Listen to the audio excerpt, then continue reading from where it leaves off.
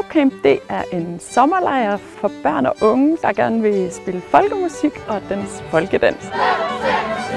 Vi har det, vi kalder storspil og stordans, og så har vi det, vi kalder workshops.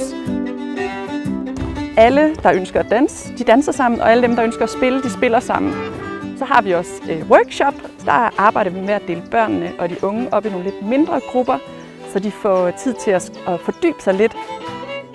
Det helt særlige ved folkedans er, at det er det sjoveste i hele verden. Det er jo faktisk ret god musik. Det er sådan, man har lyst til at danse af det. Sådan, man bliver i godt humør af musikken. Der er en fed groove, og det er noget helt andet end det pop, man er vant til. Det er bare sådan, det er en god måde at samle sig om noget. Det er mega svært at forklare, man bliver bare glad af det.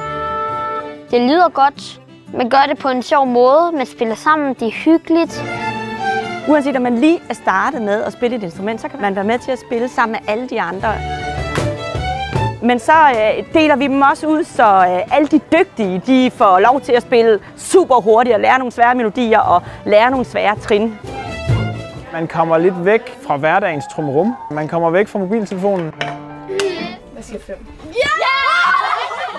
Når de så først kommer her, så opstår der bare magi på ingen tid. I lærer det hele på øret, fordi det er det, man gør med folkemusik. Og man lærer at lytte til hinanden, spille sammen. Allerfedeste for Folkcamp, det er klart fællesskabet. Menneskerne. Ja. Fællesskabet. Ja. At der er plads til alle.